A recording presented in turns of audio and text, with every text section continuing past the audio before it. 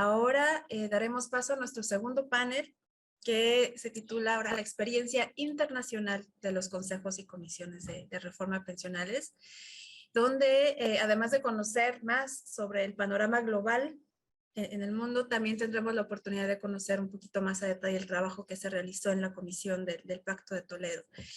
Y pues para entrar en materia, tengo el placer de presentarles a nuestros dos panelistas, William Price, que es CEO de D3P Global, y José Antonio Erce, fundador de Longevity and Retirement Income Solutions. William y José Antonio, bienvenidos. Voy a proceder a presentar a nuestros invitados como se merecen. Voy a presentar primero a José Antonio. José Antonio Erce es licenciado por la Universidad Complutense de Madrid. Tiene un máster en la Universidad de Essex del Reino Unido y es doctor en economía también por la Universidad Complutense de Madrid.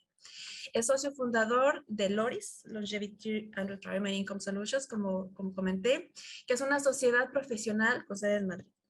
Ha sido profesor asociado en la misma universidad hasta hace poco, donde enseñaba micro y macroeconomía y teoría del crecimiento. También ha impartido cursos de economía y conferencias en el Colegio de México, el Centro Juan March de Estudios Avanzados en Ciencias Sociales y en la Escuela de Finanzas AFI. El doctor Erce ha publicado regularmente libros y artículos en revistas académicas españolas e internacionales, como el documento que estamos compartiendo con ustedes en el chat. Es muy activo en medios de comunicación habituales y sociales y en la impartición de conferencias. Como experto en longevidad y pensiones, el doctor Erce preside el Consejo de Expertos del Instituto BBVA de Pensiones, por lo que es miembro del Consejo Asesor Global del Centro de Educación Financiera y Capacidades del BBVA y es miembro también del Foro de Expertos del Instituto Santa Lucía de Pensiones. Es uno de los expertos nacionales del grupo de informes de Real Return, Better Finance, y colaborador de la red Selfies for Retirement Security, creada por los profesores Robert Merton y Aaron Moralidad. José Antonio, bienvenido. Muchas gracias. Me alegro mucho de estar aquí. Gracias por acompañarnos. Y voy a presentar ahora a nuestro querido amigo también, William Price. William Price es CEO. William Price es CEO de D3P Global. Tiene amplia experiencia en el sector público y privado en materia de regulación, inversión, riesgo y política social en los servicios financieros, con especial atención a pensiones e ingresos jubilatorios. Antes, trabajó para el Banco Mundial, el Tesoro del Reino Unido, el regulador de pensiones del Reino Unido y en colaboración con la OCDE y la Organización Internacional de Supervisores de Pensiones. Ha trabajado en todos los aspectos de la participación del sector público y privado en las pensiones y en la fase de pago de seguros y pensiones con clientes que incluyen gobiernos de países desarrollados en desarrollo, el FMI, el Banco Mundial, el BID, el PNUD y el FNUDC. Ha publicado ampliamente, entre otras cosas, como editor colaborador de Saving the Next Billion from Old Age Poverty, sobre el diseño de sistemas privados de pensiones, sobre aspectos ASG y fondos de pensiones y sobre el papel de las rentas vitalicias variables para mejorar los ingresos de jubilación. Es licenciado de la Universidad de Oxford y tiene una maestría en economía por el University College de Londres. Es embajador de la Transparency Task Force y de la Share Foundation y forma parte del Consejo Asesor del Programa de Seguros y Pensiones del Toronto Center. Así que, William, bienvenido también. Es un placer contar con tu presencia. Muchas gracias. Pues vamos a empezar. Voy a darle la palabra primero a William Price. Will, you first. Please go ahead. The floor is yours. Adelante, tiene la palabra. Muchas gracias, Laura. Gracias a Ayos y a Paulina.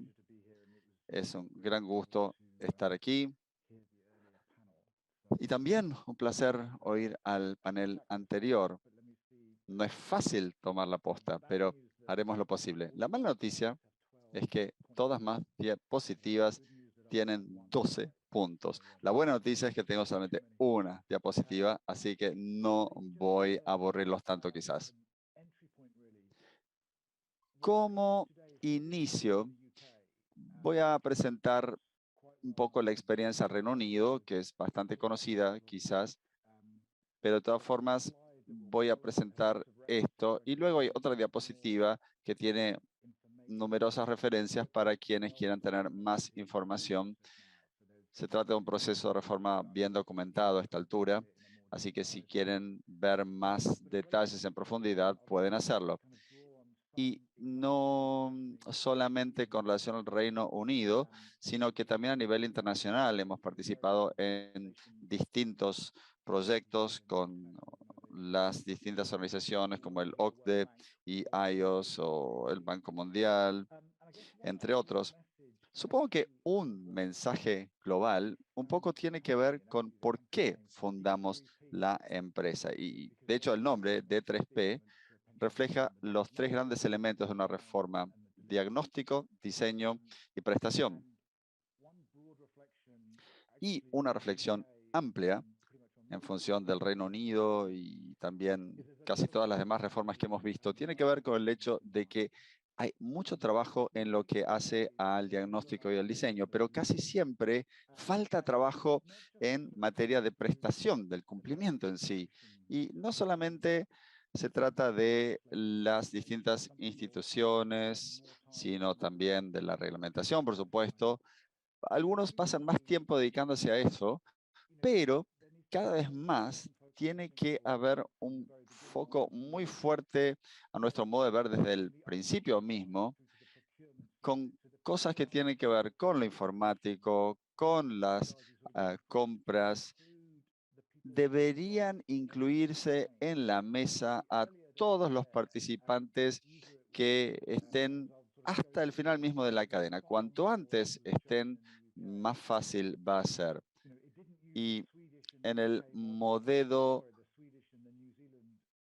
del Reino Unido no se utilizó el modelo de Nueva Zelanda o de Suecia aprovechando a la autoridad impositiva, por ejemplo, porque en su momento la autoridad impositiva estaba teniendo dificultades y necesitaba embarcarse en una gran reforma de los créditos impositivos, pero estaban teniendo problemas con miles de millones de dólares pendientes en pagos de más o pagos de menos. Y el tema de la estructura de implementación es muy importante también. ¿Quién va a ocuparse de cada aspecto? Lo cual puede ser muy importante y en distintos países hemos visto situaciones, en algunos casos, claro, tiene que ver con mi experiencia propia. A veces uno ve un modelo que parece muy bueno y después cuando sale a licitar cuesta conseguir el valor que busca, o por ejemplo, si se anuncia que hay un imperativo. Creo que no estamos pudiendo ver la segunda diapositiva. Paso en un segundo a eso, ¿sí? Bueno, perfecto. Perdón por la interrupción entonces. Adelante. Ningún problema. Así que para cuando uno sale al mercado, y habitualmente hay que tener un plazo de 3 o 6 meses, analizar las ofertas, ver los contratos y después agregar 1 o 2 años más para que las cosas se hagan. Y la razón por la que se empieza así es que esto refleja comentarios respecto de cuánto tiempo se necesita para la comisión de reforma. 3 meses quizás no alcanza, 6 quizás. Uno puede hacer muchas cosas, pero al pensar en cuánto va a demorar esto, no es solo la comisión en sí, sino la implementación. Y quizás hace falta 1 año o 2 para trabajar con la comisión y uno desarrolla un gran modelo de prestación.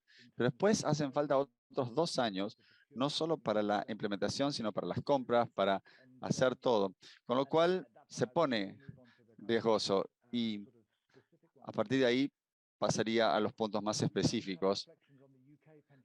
Algunas reflexiones sobre las reformas de pensiones del Reino Unido.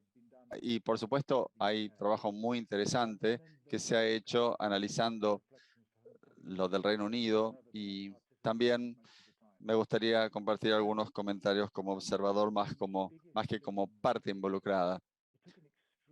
Y un tema importante es que demoró mucho tiempo. La comisión empezó a trabajar en el 2002, produjeron informes iniciales y fue un proceso de 2 años, básicamente. El primer miembro de la pensión afiliado bajo el régimen de reforma fue en el 2012, así que esto fue 10 años después del inicio de la labor de la comisión, quizás 8 o 7 años luego de la finalización de la labor de la comisión.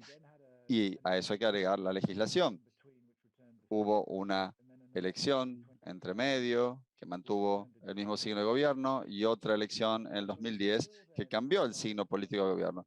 Y tanto antes como después del 2010 se vieron intentos muy significativos de la industria de servicios financieros tendientes a detener la reforma, muchas veces relacionado con los empleadores. Y claramente estos aspectos fueron muy importantes en la reforma británica. Se necesitaba una comisión de altísima calidad por el alto riesgo que generaba esta extensión, esta duración del proceso. Voy a presentar un panorama general de lo que les interesa especialmente a los analistas académicos y, como decía en la otra diapositiva, en muchas reformas, los informes de la Comisión Turner, por ejemplo, hay una revisión que se hizo en el 2010 que se llama Making Auto Enrollment Work, hacer que la autoafiliación funcione. Y ahí las reformas estaban sometidas a bastantes presiones. También hay un buen informe que analiza la transición de 1997 al 2015 con NEST. También otro enlace que van a ver ahí es del Instituto para Revisión Gubernamental. Y también hay un artículo del Guardian, un link, un enlace a artículos del Guardian como para que vean un ejemplo. Estamos hablando de un medio prestigioso. Y el último enlace es el de la revisión Hutton de las pensiones del sector público, que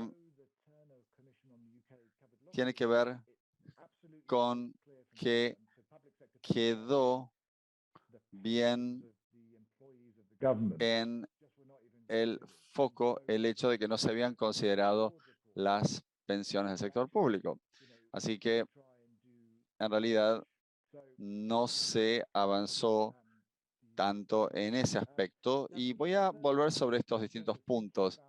En cuanto a la comisión, ¿cuál sería la alternativa a una comisión? ¿Y qué es una comisión, por empezar? Esas experiencias o esas referencias de la página siguiente incluyen a la famosa Comisión Turner, que ayudó a aumentar la cobertura de pensiones en Reino Unido, revirtiendo 30 o 40 años de declinación. Muchas otras soluciones fracasaron. Nuevos productos, educación financiera, incentivos de otro tipo, no funcionaron. Así que esto pasó con varios gobiernos, un poco una historia de fracasos, con distintos gobiernos que entendieron que había razones importantes para ir por una comisión multipartidaria y en ese sentido se manifestó un interés en esto, con lo cual parecía un área natural para establecer una comisión por su escala y también por el fracaso de las reformas anteriores que no habían podido detener la declinación de tantos años en la cobertura de pensiones. Creo que uno tiene que tener el tiempo adecuado para que trabaje la comisión y, por supuesto, una revisión también puede ser útil, aunque no tenga la escala de una comisión o la duración o el alcance en cuanto a las reformas. Quizás se puede tomar un enfoque de paso a paso como para llegar al lugar al que uno quiere llegar. Y se trata de una cuestión muy práctica. No hay una única respuesta y lo que ha hecho el Reino Unido ha sido tener muchas revisiones por personas respetadas a nivel individual y sobre aspectos específicos. Las comisiones no son la respuesta única, pero cuando hay un proyecto de gran envergadura es adecuado. Y también cuando uno reconoce que otros abordajes no han funcionado. Después es importante encontrar a la persona correcta. Por supuesto, el caso de Turner, una persona inteligente, ha trabajado en varios lugares, incluido en el sector privado, y se lo ve como una figura imparcial. Uno podría inferir cuál es su orientación política, pero no se ha expresado muy abiertamente a nivel político. Es importante tener a alguien que sea relativamente apolítico. Los dos otros miembros de la comisión no se mencionan tanto. Uno era del sector de la representación patronal y el otro del sector sindical. Y también eran personas respetadas y se los veía como no combativas. La política es un área difícil y a veces hay gente que se ve como muy partidaria, muy militante. Entonces, justamente el modelo del Reino Unido fue buscar un grupo de personas independientes y políticamente astutas. En lugar de tener una comisión muy grande con un proceso de enorme escala prolongado. Por supuesto, esto va a tener que ver con cada país, pero a veces la conformación de grupos más pequeños tiene mayores oportunidades de lograr mayor coherencia y la posibilidad de que personas con distintas ópticas puedan trabajar juntos como socios en confianza puede ayudar y a través de ellos se puede también canalizar algunas de las otras batallas que hay que librar. Y también fue muy importante la presencia mediática de estas personas que eran muy competentes cuando se trataba de comunicar en la televisión, en entrevistas. Es importante tener gente que tenga respeto técnico y también gente que sea buena en los medios. Hay alguien que además de ser muy bueno en lo técnico, que también sepa manejar el tema de los medios, porque no hay muchas oportunidades para lograr que las cuestiones de los medios salgan bien. Y el otro punto también tiene que ver justamente con los medios y con las conversaciones con personas a nivel individual. Me parece que en la mayoría de los países el mensaje es que estamos viviendo más, tenemos que introducir cambios. Me parece que una vez que la discusión se pone técnica, la mayoría de las personas que yo conozco, ya sea que tengan un doctorado o que tengan un menor nivel de educación formal, no piensan mucho en eso, se asustan. Por eso es importante que las reformas tengan este aspecto. La mayoría de las personas tiene este panorama quizás muy global de las cuestiones.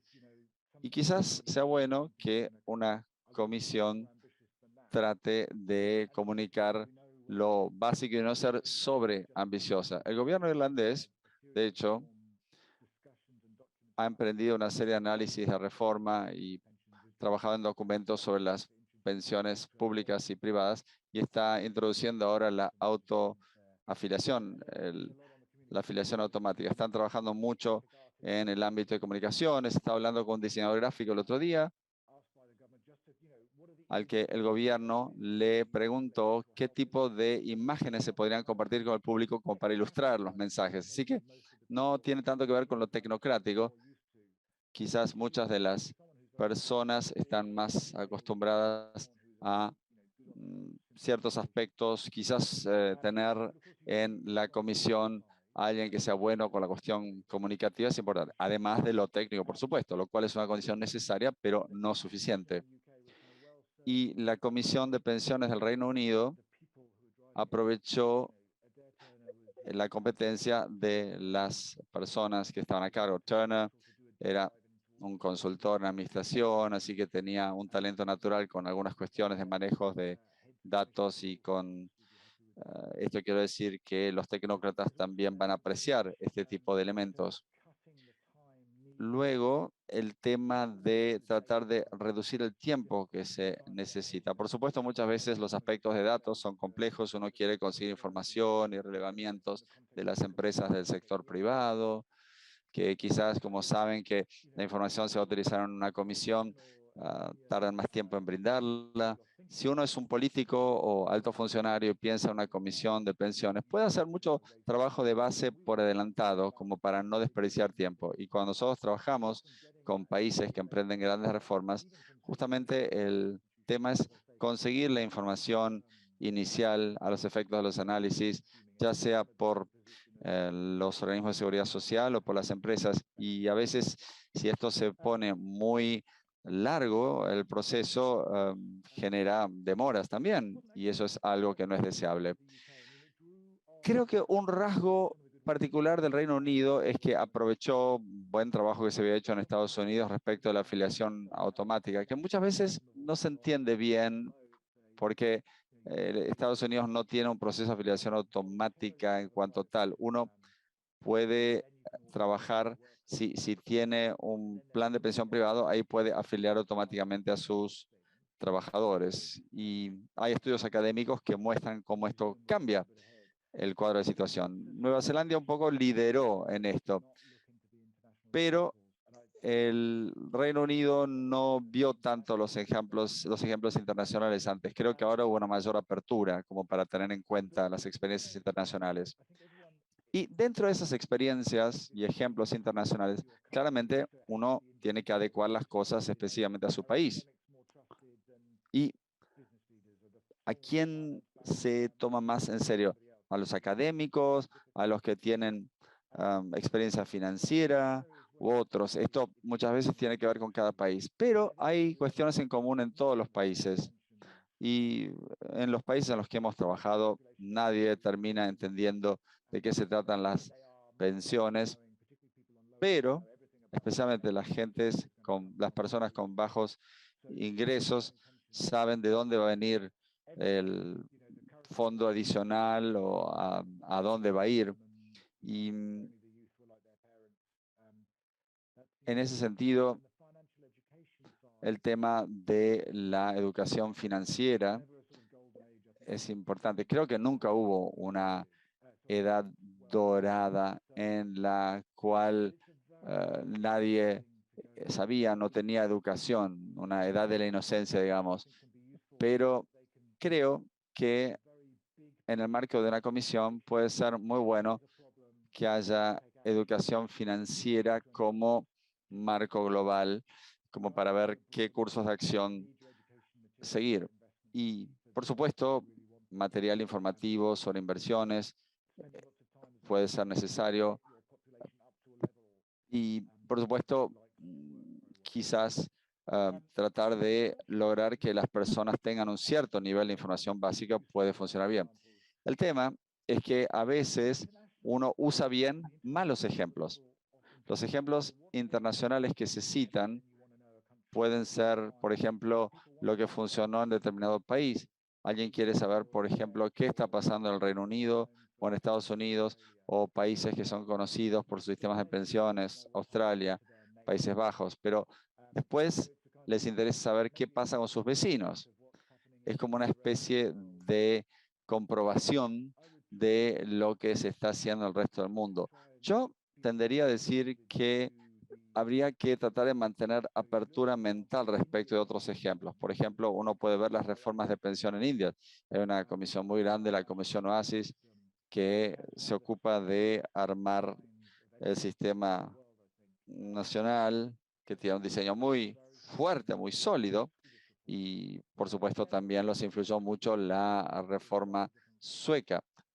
Claro que Suecia e India son países con diferencias, pero la apertura de la Comisión de Pensiones India y de los participantes en la mesa fue muy útil. Y la idea de pensar, bueno, esa estructura puede funcionar para nosotros, la vamos a adecuar, es un abordaje, porque el mejor ejemplo quizás no venga de un vecino directo, así que asegurarse de que haya apertura respecto de modelos internacionales es importante. Y es cierto que también hay casos de buena utilización de malos ejemplos. Muchas veces está esta cuestión de la mayor longevidad y la necesidad de hablar con los políticos, pero también es importante considerar cuáles serían las consecuencias de no hacer nada. Por ejemplo, el caso de Grecia, la población griega, que tenía un sistema de pensiones desastrosamente generoso y había personas que en generaciones anteriores se habían retirado a los 40 años. Hubo una interrupción momentánea del sonido. ¿Ahora me escuchan? Sí, veo que se me silenció y sí, podemos oír. El sistema de pensiones griego, bueno, después se vio sometido a las consecuencias de la crisis financiera global y hubo cortes del 14%, los jubilados o pensionados van a recibir aumentos recién después de una década. Y claro, en una época estamos hablando de personas de 45 años que estaban obteniendo una pensión con un sistema generoso. Ahí había un problema de cálculo de los tiempos y ya sea el ministro de Bienestar Social o el de Economía o quien sea, utilizar esos ejemplos diciendo, mire, si ustedes aplican ese sistema, vamos a terminar con esas consecuencias y van a ser 10 veces peores o van a generar una impopularidad política 10 veces mayor. Eso puede ser útil. En Italia, antes de la crisis, no había un aumento gradual en las pensiones, sino que había un aumento muy rápido en una cantidad limitada de años y esos factores también inciden. Y en cuanto a las consultas, por supuesto, hay que hacerlas, especialmente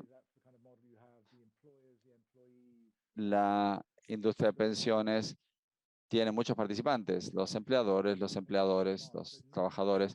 A veces pasa que hay exigencias imposibles. O sea que hay que consultar, pero no sorprenderse con el hecho de que haya exigencias que son imposibles de cumplir. A veces hay personas que quieren acceso a los fondos en todo momento, la posibilidad de dejar legados, acceso a rendimientos más grandes pero sin riesgo. En fin, exigencias que son realmente imposibles de satisfacer. Y esto de todas formas ayuda a entender las dimensiones clave de los pros y contras. Y a veces esto no tiene tanto que ver con la comisión de pensiones. Uno puede pensar en el sistema que existe actualmente en Singapur.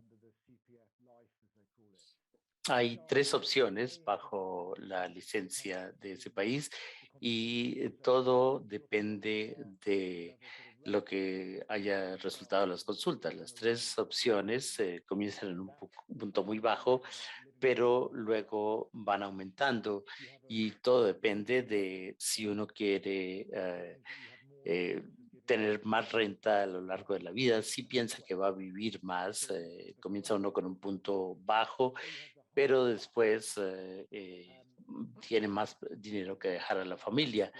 O si no, puede empezar con un punto más alto, pero hay menos posibilidad de dejar dinero a la familia, pero se necesita el dinero en ese momento. Entonces, se consultó con la ciudadanía y se le ofrecieron las tres opciones y creo que ese tipo de alternativa puede ser muy útil. En el Reino Unido tenemos autoinscripción por motivos de economía política. Era más lógico tener un sistema obligatorio, pero no corresponde al sistema europeo, que es medio europeo, medio norteamericano.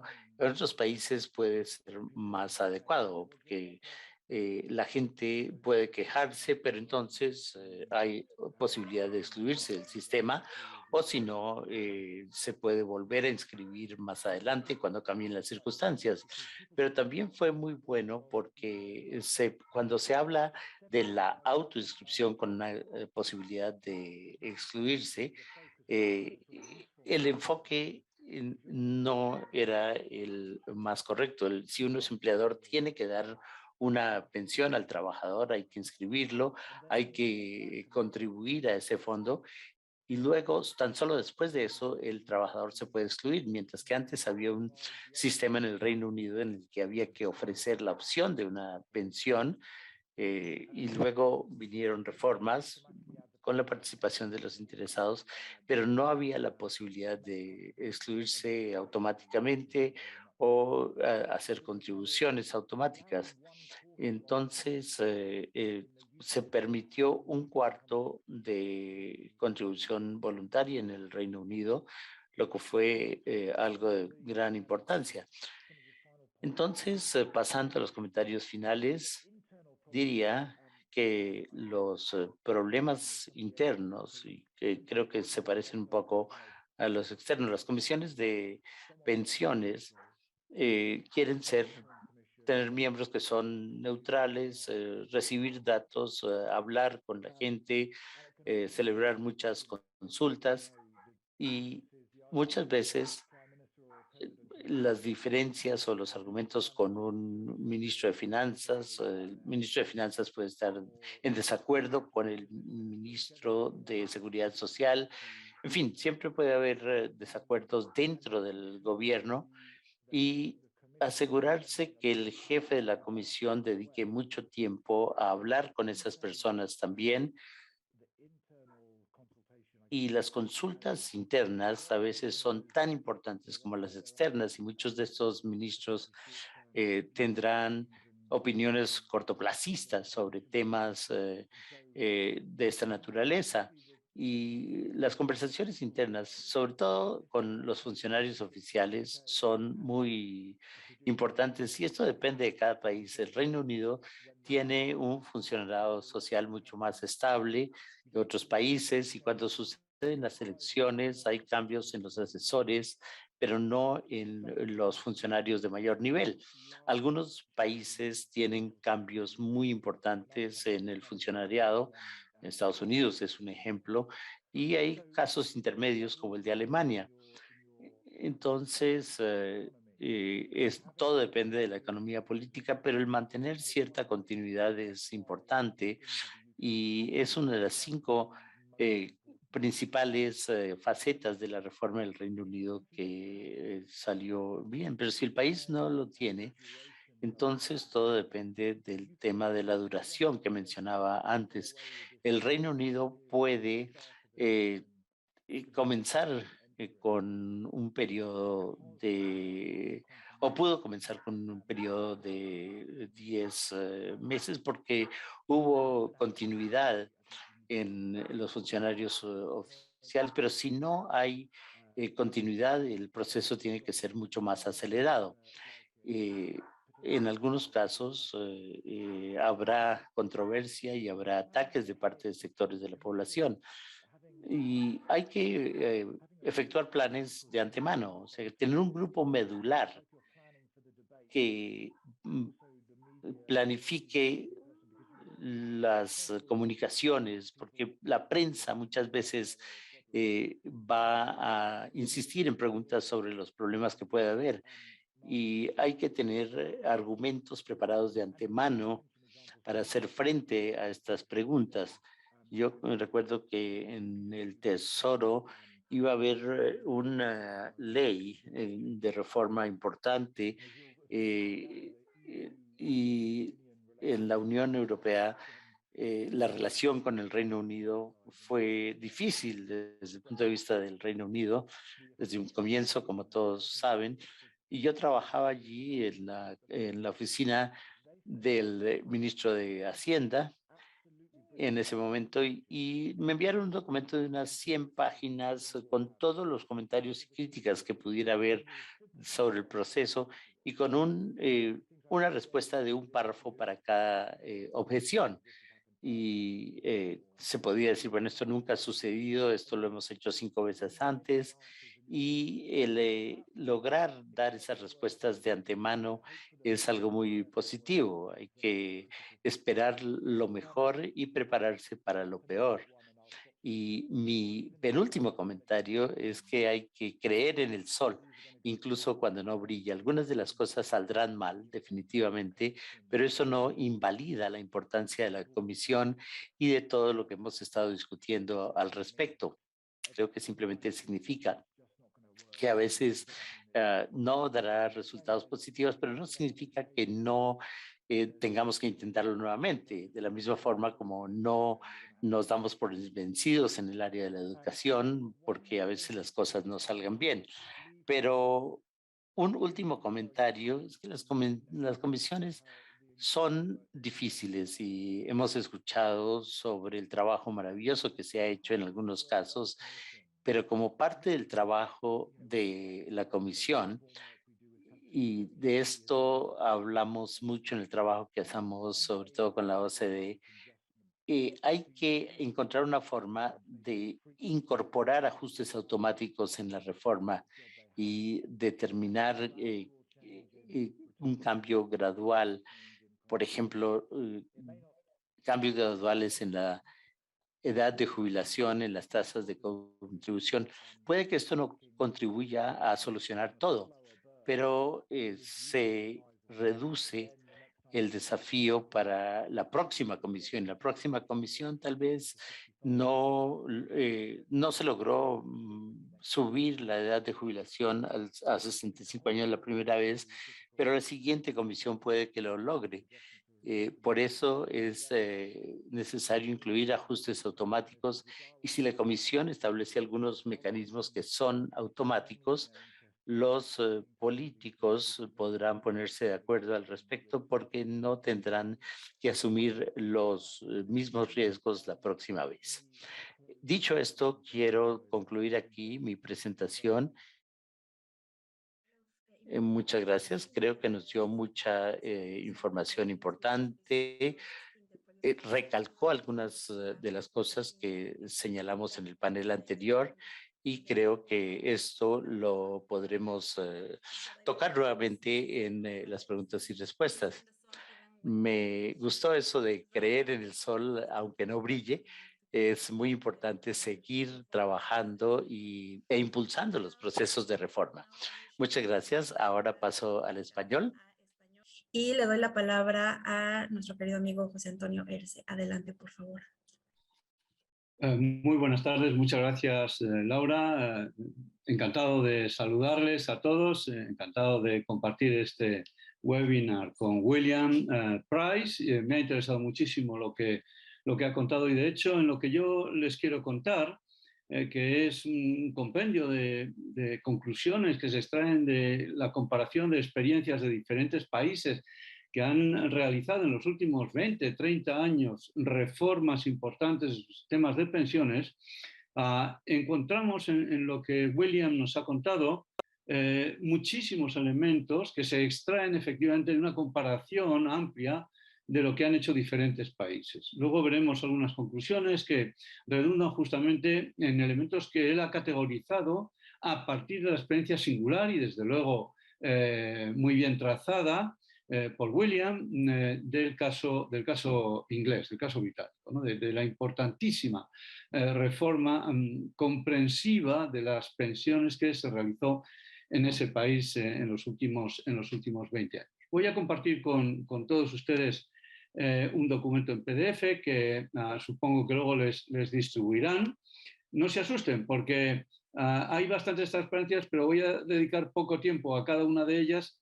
Quiero que veamos todos los elementos encima de la mesa y luego quizá en el debate podamos profundizar en algunos. Pero ya les anticipo que efectivamente van a ver ustedes, o vais a ver, permitidme que os tutee a los colegas latinoamericanos también, vais a ver elementos que efectivamente han salido ya en el debate, elementos incluso tipo o arquetipo de si existiera en el universo de las reformas de las pensiones en los países avanzados, de un grupo de países que pueden estar emulándose de alguna manera a la hora de reformar sus pensiones, porque esta no es el panorama que normalmente se observa. Me gusta el título de las jornadas, ¿no? Cómo acercar los sistemas de pensiones a la ciudadanía. Y Price ya ha hablado de la escasa comunicación que los sistemas de pensiones realizan de cara a sus beneficiarios.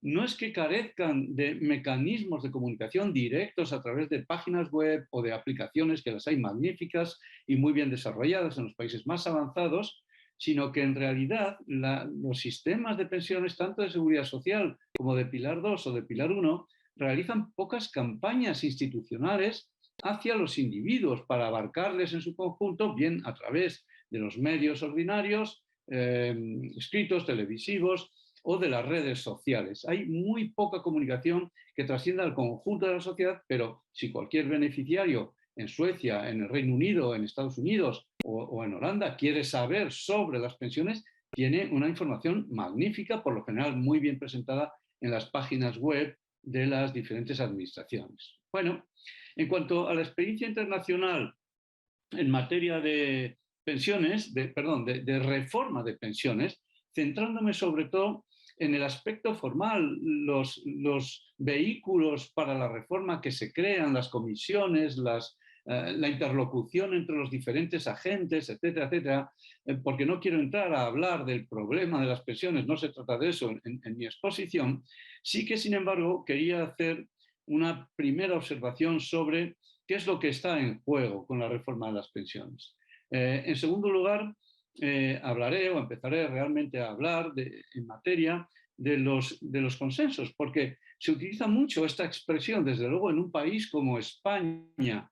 Veréis, por cierto, que me voy a referir muy poco al Pacto de Toledo, porque para eso necesitaríamos una ponencia exclusivamente, y no es este el momento de centrarme en el Pacto de Toledo, y apenas lo voy a nombrar a partir de lo que ya acabo de decir, porque me interesan más las experiencias de otros países, contra las que al final sí que diré algo respecto al Pacto de Toledo, para que veamos simplemente que no es precisamente un paradigma como muchas veces se le ha querido vender, ¿no? Los consensos, sin embargo, es una expresión que está en boca de todos los reformadores. Todos quieren alcanzar un consenso, todos quieren que no haya tropiezos en sus planes de reforma, que nadie los cuestione, que en la medida de lo posible, con concesiones relativamente modestas, pues se puedan aprobar las líneas maestras por parte de, pues por supuesto, los partidos de la oposición en los parlamentos, los interlocutores sociales en las mesas de diálogo social y eventualmente el conjunto de los ciudadanos, que vemos que al final resulta ser un agente muy, muy importante en algunos casos, ¿no? Hay algo que sí me gustaría combatir desde el principio, esa obsesión que hay en muchos países y entre muchos analistas académicos especialmente, de decir, vamos, hagamos la reforma rápidamente porque el votante o el grupo de votantes, o de electores más bien, por la forma en que se calcula el indicador, el grupo de electores de edad tal que divide al cuerpo electoral en dos mitades exactas, eso que llamamos el votante mediano, pues está siendo cada vez más viejo. Y los viejos son más conservadores y entonces cada vez va a ser más difícil reformar las pensiones. En fin, no digo que no suceda algo de esto. Y desde luego esto es lo que explotan muchísimos partidos políticos en muchos países. Pero desde luego esto es algo que se puede luchar contra ello, porque hay que luchar contra esa percepción de que cuanto más edad, más conservador. No responde a una realidad intrínseca del ser humano, porque muchos rasgos son culturales y sencillamente no estamos haciendo la inversión cultural necesaria en persuasión o en buena elaboración de argumentos que combata un poco esta tendencia, si queremos, o este sesgo del conjunto de las poblaciones, que no es obviamente un sesgo genético, no es algo que no se pueda luchar contra ello, ¿no? De manera que hay que tener muy en cuenta lo que nos jugamos. Lo que nos jugamos en realidad no es que la población sea cada vez mayor y más conservadora. No, es que cuanto más tardemos en hacer las reformas, más caras nos van a salir. Nos jugamos dinero y no es una cuestión de edad, es simplemente de que si somos morosos en la realización de nuestras reformas, pues entonces acabaremos cosechando pocos beneficios y pagando costes muy, muy elevados, ¿no? Voy a detenerme luego en las reformas muy sumariamente, pero con observaciones suficientes, datos suficientes y palabras clave suficientes para que verdaderamente entendáis cuál es la naturaleza de los procesos de reforma en esta docena larga de países que vamos a repasar, eso sí, a velocidad de vértigo, por lo cual ya pido disculpas anticipadamente, ¿no? Terminaré con algunas conclusiones. Quiero dar referencias de nuestra actividad como consultores de nicho en soluciones para la jubilación y nuestro enfoque general, que consiste en la inclusividad, lograr que todo el mundo, desde luego en España, que es donde actuamos, tenga pensiones eficaces, eficientes, de pilar 1, pero sobre todo de pilar 2 y de pilar 3, pilares que están muy infradesarrollados en nuestro país. Si queremos la democratización, digámoslo así, la generalización, la popularización de los complementos de pensiones que son ya muy, muy necesarios en un país donde la seguridad social lo domina todo, pero no puede llegar a más. La seguridad social está exhausta en España y en muchos otros países, lleva décadas haciéndolo casi todo y dando casi todo lo que los ciudadanos han pedido, no puede dar más y aún así millones de pensionistas y de trabajadores necesitan buenos complementos de pensión. No diré para llegar a fin de mes, que no son la clase precisamente menos favorecida de todos los grupos sociales, desde luego en España, pero sí para tener una vida más digna, ¿no? Y referencias sobre mi persona, sobre todo por publicaciones que pueden resultar interesantes. Una de ellas la citaré en concreto, que es en la que me he basado para realizar esta presentación de esta tarde, ¿no? La reforma de las pensiones es obligada. Olvidémonos del votante mediano, es obligada porque la demografía está cambiando de manera estructural y además cabalgamos también a lomos de una revolución sistémica, como no ha habido tres iguales en toda la historia de la humanidad. La primera siendo la revolución neolítica, la segunda la gran revolución industrial, olvidados de la cuarta, la quinta, la séptima revolución industrial a la Rifkin, eso no sirve para nada, porque esto que tenemos enfrente es una gran revolución sistémica, la digital, que afecta a todo, no solamente a la industria, que es solo una parte de lo que la digitalización afecta, ¿no? Y toca. De manera que estamos cabalgando a lomos de dos tendencias de fondo imparables. La longevidad es imparable, a pesar de la COVID, esto se va a resolver en muy pocos meses, retomaremos no ya el nivel, sino también la tendencia del incremento de la longevidad. Cada día que pasa, la cohorte que nace al día siguiente vive 4 o 5 horas más. Si la longevidad hiciese ruido, no podríamos dormir. No os digo nada si doliese. Dormiríamos, en fin, estaríamos permanentemente despiertos y gritando. La longevidad ocurre en estos momentos, ha ocurrido desde los últimos 150 años a velocidad de vértigo, pero es que últimamente todas las ganancias de vida van a edades no laborales. Se acabó eso de que aumentara la esperanza de vida en edades laborales. Ahora la esperanza de vida aumenta a edades no laborales y eso hay que pagarlo, amigos.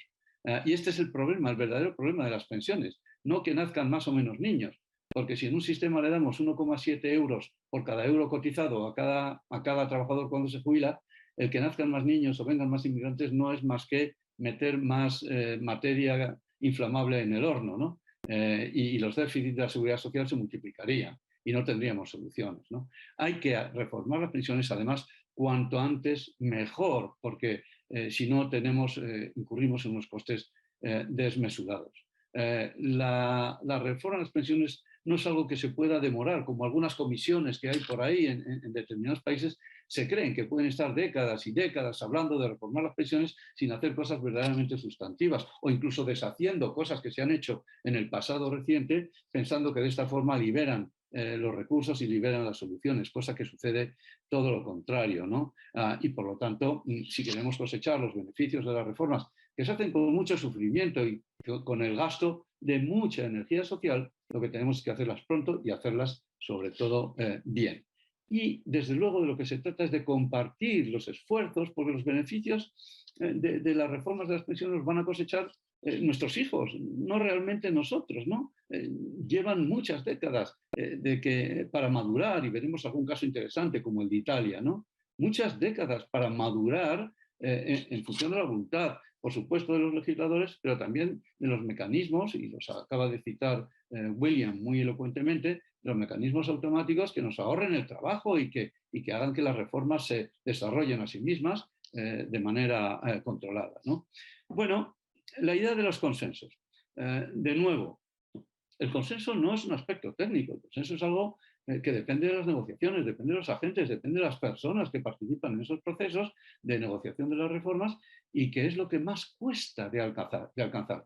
Entre otras cosas porque mucha gente o muchos agentes que participan, sobre todo los partidos dominantes en el panorama parlamentario, se creen que el consenso consiste, y esta es una expresión muy española, en un trágala, es decir, una piedra de molino que te tienes que tragar sí o sí, y que si no aceptas lo que dice el gobierno de turno, pues entonces es que no estás dispuesto a negociar y que no quieres el consenso. Y muchas veces sucede así, que en la oposición nos encontramos con partidos oportunistas que lo único que quieren es desgastar al gobierno de turno. Y esto es lo peor que puede suceder en materia de pensiones, ¿no? En España hicimos el Pacto de Toledo para evitarlo. Creo que no ha servido para eso precisamente.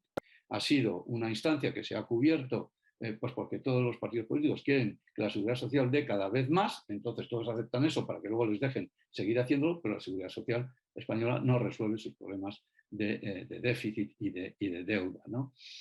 Y luego está el tema de esos pactos, ¿no? Que se hacen y no se cumplen. Tenemos ejemplos hermosísimos en Italia, en Grecia, y en España, hasta cierto punto, el Pacto de Toledo lo es. Da la impresión de que se ha cumplido y mucha gente lo exhibe así en sus conferencias y en sus charlas, pero resulta que se ha cumplido porque ha consistido en dar lo que no tenemos a cualquiera que lo pida y en evitar tomar medidas que sean impopulares. Entonces, así, bueno, pues esos pactos acaban por tener poca eficacia, ¿no?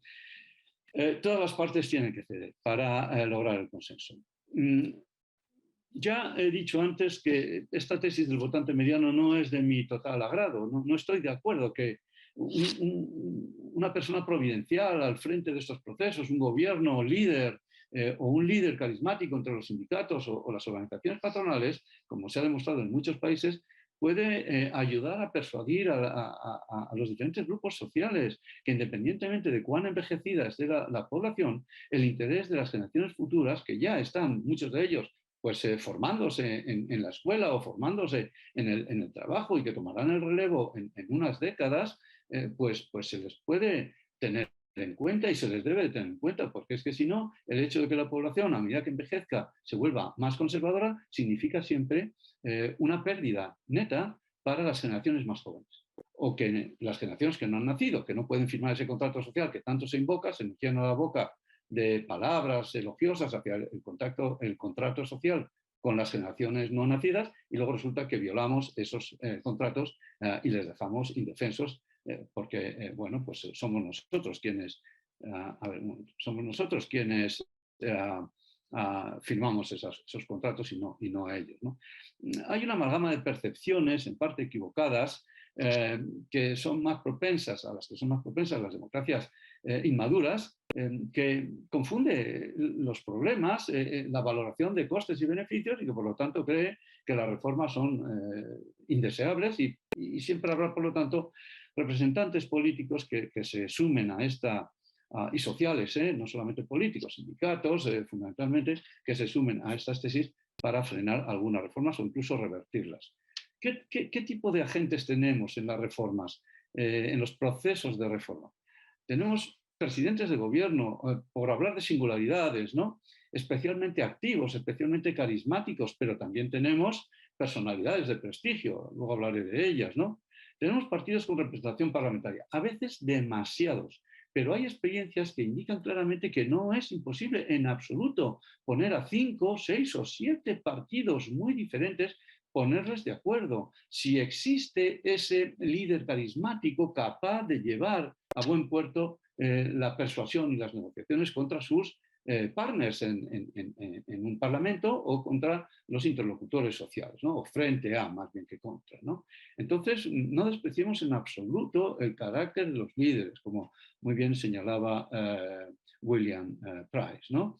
Los interlocutores sociales son ineludibles. De alguna manera, las pensiones afectan al ámbito laboral. Es más, surgen del ámbito laboral. Un mercado de trabajo que sea poco eficaz y poco eficiente, que tenga mucha irregularidad, nunca va a favorecer un buen sistema de pensiones. Todo lo contrario, los sistemas de pensiones están llamados muchas veces a hacer lo imposible para resolver los problemas que le llegan descomunales, no solo de género, también de edad, también de cualificaciones. Las brechas enormes que se labran en el mercado de trabajo acaban explotando en la seguridad social, y esta tiene que endeudarse por generaciones para resolver y dar pensiones básicas a personas que no han cotizado lo suficiente, a millones de personas que no han cotizado lo suficiente, o mantener pensiones excelentes que sigue dando desde tiempos inmemoriales, porque hay mucha contestación social y además hay agentes cualificados, sociales o políticos, que se niegan a que se reformen de manera racional los sistemas. Las personalidades con prestigio, sea académico, laboral o social, o corporativo, en el ámbito, y la Comisión Turner es un magnífico ejemplo de ello, pues son muy, muy importantes y pueden desempeñar un papel, como digo, decisivo y providencial, ¿no?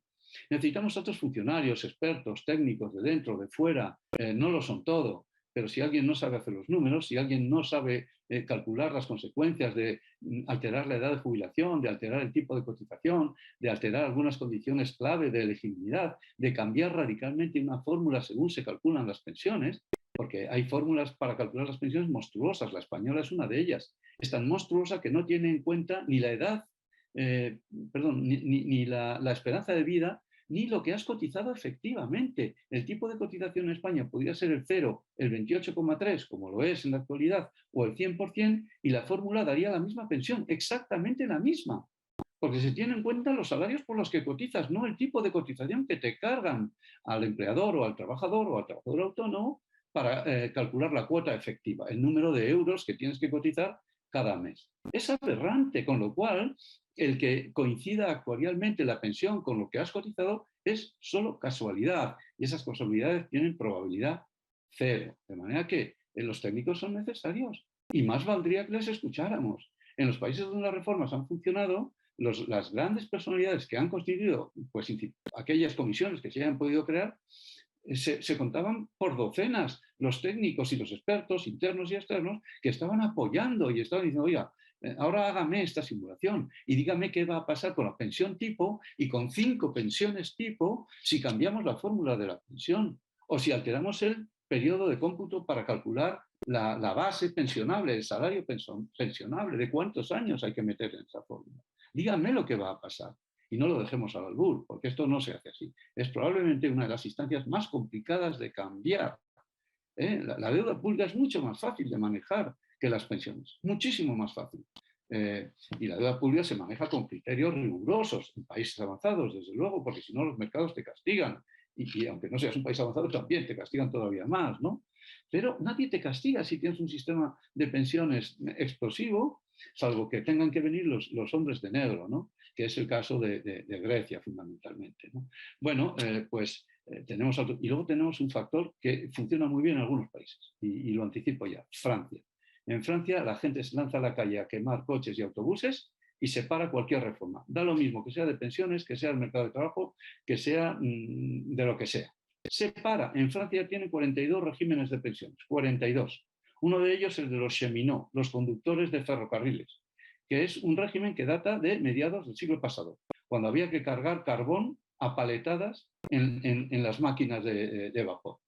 Bueno, hoy los trenes, especialmente en Francia, se conducen casi con el pensamiento. No hace falta manejar una palanca, ni siquiera duramente. Y el régimen de pensiones es el mismo. Te permite jubilarte muy anticipadamente porque el trabajo, por lo visto, es oneroso. En fin, eso es lo que ha tratado de hacer el presidente Macron, no otra cosa, ¿no? Cambiarlo. ¿Y cómo se hace? ¿Qué se hace? Aparece un personaje y empieza a pontificar y se transforman las pensiones de la noche a la mañana. Pues obviamente no necesito decíroslo, ¿no? Iniciativa presidencial, debate parlamentario, es muy frecuente el debate parlamentario y con todo tipo de resultados. Hay países donde el debate parlamentario es bronco y no llega a nada, sino a imponer una mayoría absoluta y te aguantas, ¿no? O el debate parlamentario es más gentle, más amistoso, y se llegan a consensos, sobre todo si estos debates parlamentarios se informan bien de los expertos, que es lo que pasó en Suecia. Vinieron los expertos encabezados por Ed Palmer y algunos más, gente sapientísima, y bueno, les convencieron a todos de que si no se hacía la reforma se iba a perder tanto, tanto, tanto y tanto en este grupo o aquel otro grupo, y salvo muy poquitos grupos, todos perdían. Y una vez vistos esos números, bueno, pues fue muy fácil llegar a los consensos adecuados. Comisiones parlamentarias, internas, externas, mixtas, comisiones ministeriales, ya ha hablado de esto en el caso del Reino Unido, pero también salpicado de otras anécdotas, William, y efectivamente es algo muy importante. Déjenme contarles muy rápidamente lo que ha pasado en algunos países. Fíjense, Australia, un país anglosajón, por orden alfabético, precisamente, pero veremos que son los países anglosajones los únicos que se copian entre ellos, que se copian para bien, para impulsar sus reformas, los únicos que construyen con cuidado las alternativas, que las valoran con cuidado y que se basan en consensos parlamentarios relativamente sencillos. No les voy a leer todo lo que pone ahí, pero destaco fechas. Y en Australia hay una fecha que manda, que es 1909. Desde entonces, las reformas de las pensiones no han sido revolucionarias, realmente. Han sido reformas paramétricas de tanto en tanto intensas que han ido construyendo el sistema poco a poco. De los sistemas que había a principios del siglo XX en muy pocos países avanzados, en Australia sí lo había, en España empezó formalmente en 1900, pero bueno, con más desarrollo en 1919, 18, 19, pero en la Alemania recién reunificada de finales del siglo XIX, pues la reforma tuvo lugar en los 1880, ¿no? Con Otto von Bismarck. Bueno, se refundó la Seguridad Social en el Reino Unido con los Beveridge y su informe, y se creó la Seguridad Social Americana en 1937 con el New Deal del presidente Roosevelt, ¿no? Bueno, pero en 1991 Australia hizo algo muy, muy interesante. Pues introducir darle un impulso definitivo haciendo obligatorio al Pilar 2. Esto es raro, porque en el ámbito continental europeo nos preocupa la seguridad social, porque es dominante en algunos países, no en todos, ni mucho menos, pero en algunos países es dominante y nos parece que las únicas pensiones que existen son las de la seguridad social. Afortunadamente hablo para representantes del mundo latinoamericano, donde efectivamente la seguridad social está sufriendo o ha sufrido desde hace ya lustros, muchos lustros, todo tipo de avatares. Claro, en muchos de estos países el problema es que el mercado de trabajo es muy irregular y el esquema de pensiones, por muy racional que sea, que se ha intentado hacer con éxito, desde luego, en algunos países, pues resulta que no puede acompañar un mercado laboral tan irregular.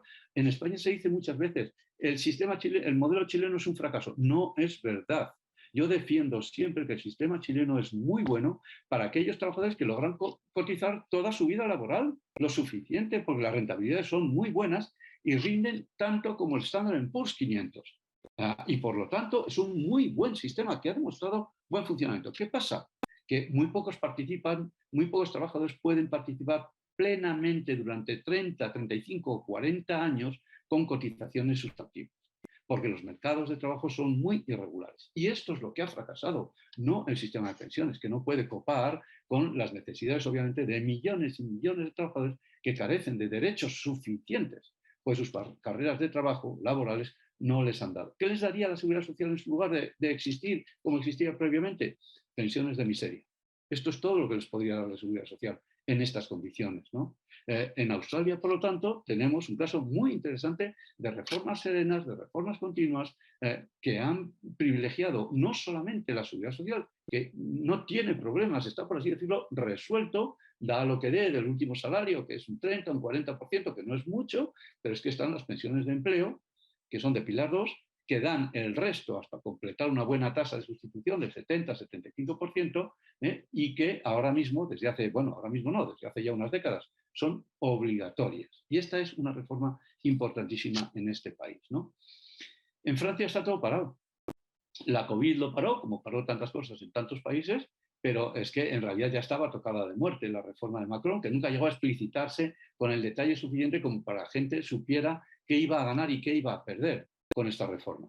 Era muy complicado saber, por las informaciones de que disponíamos, en qué consistía esta reforma, salvo que se trataba de reducir los 42 regímenes de jubilación a dos o tres, de unificar un montón de sistemas dispersos, y no se puede mejorar la tasa de sustitución en Francia de las pensiones de la seguridad social, que apenas llega al 50% del último salario. Cuidado, la gente se cree que en Francia la tasa de sustitución de la seguridad social es muy importante. Están las cajas profesionales, que son de reparto y que es muy complicado manejarlas, dada la demografía específica de cada colectivo. Muy complicado. Pero es que en Francia hay un agente muy importante, que es el refrendo de la ciudadanía. El refrendo de la ciudadanía en la calle, diría yo, no en el Parlamento, no a través de sus representantes.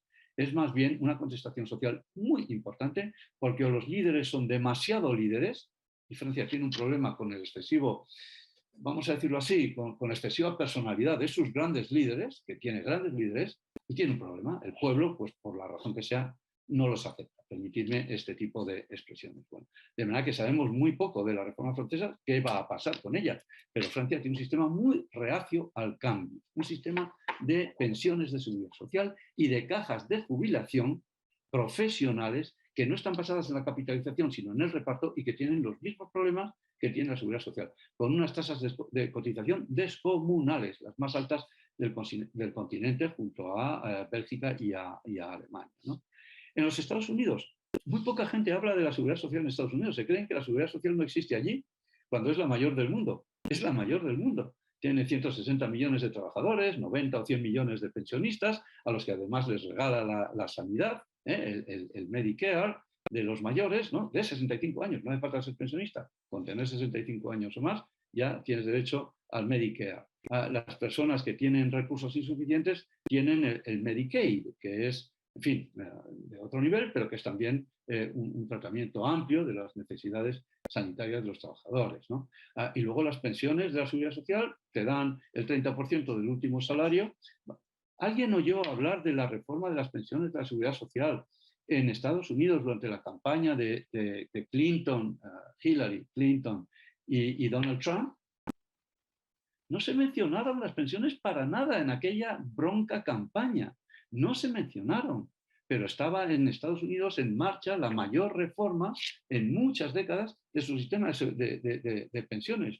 ¿La mayor reforma qué quiere decir en un país como Estados Unidos? Una reforma, no, es una reforma paramétrica de cierto calado que se realiza porque hay una persona muy importante, una institución, mejor dicho, el Chief Actuary, que tiene una oficina de cientos de actuarios que cada X años hace un informe muy importante, muy seguido por todos los medios, y donde dice lo que tiene que hacer el Congreso y las comisiones parlamentarias ordinarias. No hay comisiones especiales, se reúnen, trabajan y de una u otra manera se ponen de acuerdo. Hay consultas a los sindicatos, pero tienen poca vela en ese entierro, tienen poco que decir. Los sindicatos y la patronal, que obviamente se les consulta, ¿no? Pero es que el papel del Chief Actuary, de la oficina del Chief Actuary, es fundamental, porque permanentemente está vigilando que los trust fund no se agote, que se hagan las reformas paramétricas necesarias, y así es como la edad de jubilación va aumentando poco a poco, la edad legal, como se van mejorando o ajustando las condiciones de elegibilidad, y la seguridad social no está pasando por problemas especialmente serios. Cuando alguien lee el informe del actuario y le dice que en 2040 y poco se acabará el trust fund, si las cosas siguen así, se escandaliza. Algunos se escandalizan.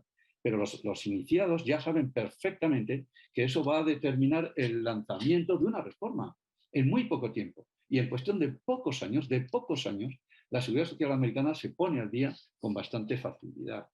¿Qué pasa? Que la seguridad social americana a la renta media del trabajador en el momento de su jubilación le da solo el 30% en forma de pensión. Pero es que el resto viene de las pensiones de empleo, que están generalizadas. No son obligatorias, están generalizadas, son conductuales, son de auto-enrollment también, desde hace ya unos lustros, y funcionan muy bien. En Estados Unidos no hace falta montar ningún espectáculo especial con las comisiones de reforma.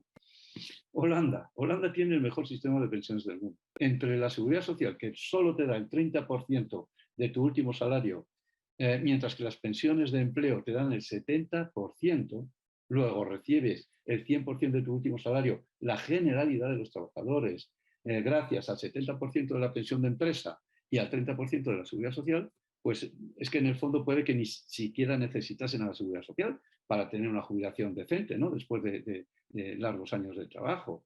Hay un problema en Holanda, y es donde se han concentrado las reformas de las pensiones, y es que todos los contratos, o casi todos, del Pilar 2 son de prestación definida, defined benefit. Y esto tiene mucho riesgo. La cuestión existencial de los holandeses es si su fondo de pensiones está debidamente funded, y no lo suele estar, con lo cual hay una cuestión existencial casi hamletiana, ¿no? Bueno, pues ahora hay una reforma en marcha que no ha llevado mucho tiempo, que no ha llevado mucha discusión, que todo el mundo está de acuerdo en que debe ser así, por la cual antes de que acabe 2026 todos los contratos de prestación definida se tienen que convertir en contratos de aportación definida, defined contribution. Y esta es la clave. Esto va a movilizar 500.000 millones, 500 billion euros, va a movilizar solo en el país 500.000 millones de euros en el trasiego de unos contratos a otros. No todas las compañías podrán hacerlo, quiero decir, los proveedores de estos contratos podrán hacerlo y habrá un bonito negocio con comisiones bajas, porque son bajas, para quienes instrumenten ese cambio importante, que es algo a tener en cuenta. Pero Holanda no ha necesitado hacer ni pactos de Toledo, ni comisiones raras, ni procesos complicados, ¿no? Los sindicatos se les pregunta, obviamente, y son muy sensibles a temas concretos, y si esos temas se resuelven o se aíslan o lo que sea, no van a bloquear el resto, son responsables, no van a bloquear el resto de los procesos de cambio, ¿no? Irlanda es un recién llegado a la reforma de las pensiones, tenía un sistema casi continental, de predominancia de la seguridad social, poca presencia de Pilar 2 y de Pilar 3, pero se han embarcado con el apoyo de los expertos suecos, en particular con el apoyo de Ed Palmer, desde hace ya unos cuantos años, desde 2018, se han embarcado en la transformación de su seguridad social en un sistema a la sueca, de cuentas nacionales, que es un sistema de gran éxito, muy racional, que no requiere costes de transición excesivos, más bien moderados, y que está demostrado que puede funcionar muy bien haciendo más racionales a los sistemas de seguridad social, porque les introduce una capa actuarial a un sistema de reparto que de otra forma pues sería explosivo, ¿no? Racionaliza las cosas y las cosas empiezan a ir ya muy bien en Suecia. Pero bueno, luego veremos el caso sueco. En Irlanda van a empezar a ir bien, pero estas reformas, fundamentalmente de la seguridad social, bueno, llevan mucho tiempo. Los sindicatos cuestionan de nuevo algunas cosas, es como en el ámbito americano, holandés, británico también. No van a paralizar las reformas, salvo que si hay algún tema que les preocupa, y aquí les preocupaba que el aumento de la edad de jubilación era demasiado rápido. No cuestionaban que no se debiera aumentar la edad de jubilación cuando la esperanza de vida aumenta 2 años y medio cada década, ¿no? Pero que no fuera tan rápido. En Italia hizo entre el 92 y 2004 5 reformas de pensiones, incluso contradictorias, incluso que reforzaban las anteriores, pero no conseguían nada. Introdujo, gracias a Dini, claro, lo que dura un primer ministro en Italia es poco, y es muy complicado políticamente hacer todo esto, pero se hace por iniciativa del primer ministro, por iniciativa estrictamente política en el Parlamento del partido que gobierna. Y luego ahí se le suman la miliada de partidos que hay o no. Bueno, ¿qué pasa? Que las reformas son muy morosas, no libran los resultados, no dan resultados, y por lo tanto hay que tomárselo con grano de sal todo lo que hacen ellos. De hecho, la reforma consiste en convertir la seguridad social en un sistema de cuentas nacionales. Es uno de los primeros países que después de Suecia adoptó el sistema de cuentas nacionales, pero hasta 2050 no tendrá efectos discernibles, porque todos los mecanismos de jubilación anticipada, que son muchísimos, siguen vigentes en Italia. Y entonces es un abuso excepcional y no hay manera de que esa reforma madure rápidamente. El Banco Mundial lo conoce muy bien desde hace años y bueno, pues ahí asistimos todos un poco a la expectativa de qué va a pasar en Italia, ¿no? Nueva Zelanda, de nuevo, un país anglosajón muy interesante. El empeño de Nueva Zelanda de nuevo ha sido el pilar 2. La seguridad social está ya resuelta, por así decirlo, porque es mínima y repone un 30% también del último salario, y eso no crea problemas, está contenido. Son pensiones incluso básicas, ¿no? Que se financian pues moderadamente. Pero las pensiones de empresa son importantes. Y aquí el problema era determinar el coste, crear un vehículo que pudiera ser aceptado masivamente por los trabajadores de toda condición, independientemente de su edad, de su género, de su tipo de contrato, de su nivel de salario, que no hubiera exclusión de ningún trabajador ni trabajadora, por supuesto, por la razón que fuera, que pudieran aportar, aunque fuera poco, para construir largas carreras de cotización, ¿no? Bueno, pues esto es lo que se llama se conoce como la reforma Kiwi, ¿no? El Kiwi Saver, con unos magníficos nudges o empujoncitos conductuales impresos en su normativa, con multitud de mecanismos automáticos, desde luego el auto-enrollment también, uno de los países pioneros en adoptar el auto-enrollment, y por lo tanto esa tradición ya constatada en países anglosajones y nórdicos en alguna medida, por Suecia es un país nórdico en definitiva, pero que comparten algunas características y que se copian unos a otros. Esto es lo interesante, este club de países se copian unos a otros y el resto de países deberíamos de copiarles a ellos, ¿no? Y emular luego las buenas prácticas en la medida de lo posible. No hay problema político, se han sucedido diversos gobiernos, todos han asumido la herencia del anterior porque la han consensuado previamente sin mucho esfuerzo. Y sin pactos de Toledo, y ya estoy diciendo bastante sobre el pacto de Toledo, sin pactos de Toledo ni historias, y el sistema avanza. Verdaderamente avanza porque se reformulan los tres pilares y se van consiguiendo cosas. No voy a hablar del Reino Unido, ya lo he explicado muy elocuentemente y con profundidad mucho más amplia de la que yo podría aspirar a hacer y conocimiento incluso en la reforma Turner, pero sí quiero destacar esto, la personalidad brillante de Lord Turner y de los dos socios que tuvo en esa comisión encabezada, en esa cabeza de la comisión, la cúpula de la comisión, que venían del mundo sindical y del mundo corporativo, bueno, pues, y del mundo académico, ¿no? Los tres cabezas fundamentales. El presidente fue Lord Turner, pero estaban ahí también Jenny Drake, expresidenta de la Trades Union Congress, nada menos, y John Hills, nada menos, un gran catedrático de la London School of Economics, ¿no? Bueno, el Parlamento aprobó lo que le llegó del informe Turner sin muchos cambios, ¿no? Y sin embargo vemos ahí cómo se han sucedido varias comisiones que han llevado su tiempo. No ha sido, ha requerido muchos años y ahora recién empieza a dar frutos constatables en los datos la reforma que se inició pues hace ya 17 años nada menos. Tomen nota del dato, casi 2 décadas, ¿no? En Suecia es el paradigma de aquellos países que tenemos un poderoso sistema de seguridad social que necesitamos que se adapte como sea, porque va camino de la explosión de la deuda y eso no va a ser bueno. No va a poder pagar lo que promete el 80% del último salario y eso es cada vez más complicado, ¿no? Y la reforma Palmer, por llamarla así, que se inició en la constitución del Grupo de Trabajo de Pensiones de 1991. Este grupo ha tenido continuidad y se ha ido transformando evolutivamente a medida que la reforma se diseñaba desde el principio, se implementaba y luego maduraba. Y ahora ya se trata de hacer el nursing de esa reforma, el seguimiento, el cuidado de... Porque, como decía William anteriormente, este sistema está trufado de mecanismos automáticos simétricos, porque no sirve nada un mecanismo automático que es asimétrico, como el que tenemos en España con la revalorización por inflación, que solo se revalorizan las pensiones cuando la inflación es positiva y cuando es negativa no se cambia el valor nominal de las pensiones. Es alucinante. Tenemos una especie de racket effect, de efecto trinquete, que cuando la inflación baja, el trinquete no baja. Y cuando la inflación sube, el trinquete sube. Y entonces nunca baja, y solo sube. Y si hay periodos de inflación negativa, los pensionistas ganan poder adquisitivo. Suecia es paradigmático para muchos países europeos, continentales y también del sur de... Ya he dicho antes que Italia les ha imitado, pero a la italiana, claro. Y nosotros estamos muy lejos, en España muy lejos, porque el Pacto de Toledo no quiere ni oír hablar de auto-enrollment para las pensiones de Pilar 2, ¿no? No quiere oír hablar de cuentas nacionales, no quiere oír hablar, pero expresamente casi prohibido, de fórmula de pensiones de aportación definida. El Pacto de Toledo es un consenso para no hablar de esas cosas y por lo tanto para seguir inflando la deuda de la pensión adelante hasta que, bueno, pues estalle o venga alguien que nos obligue a parar, ¿no?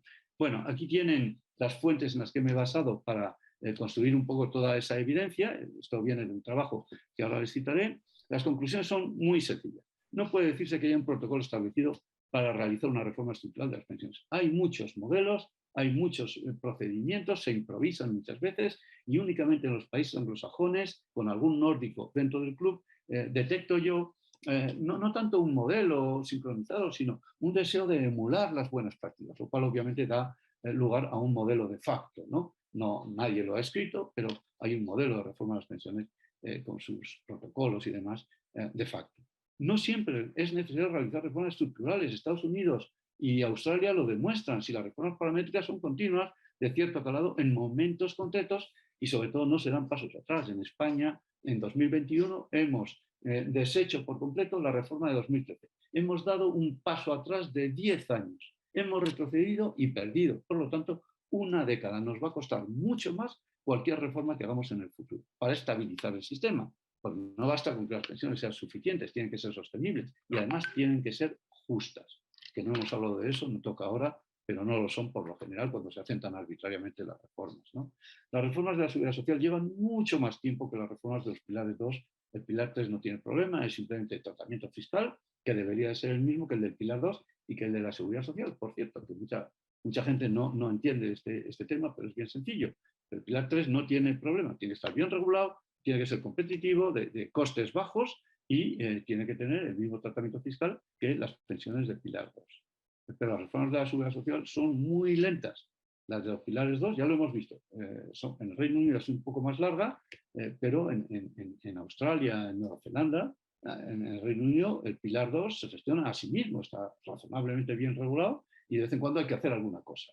En Holanda, por ejemplo, ¿no? Pero se hace rápido, se dan 5 años y se acabó. Y luego, bueno, las primeras exigen la formación de diversos vehículos, las segundas son mucho más rápidas, pero no son menos importantes, porque para muchos países la pensión de empresa es ya.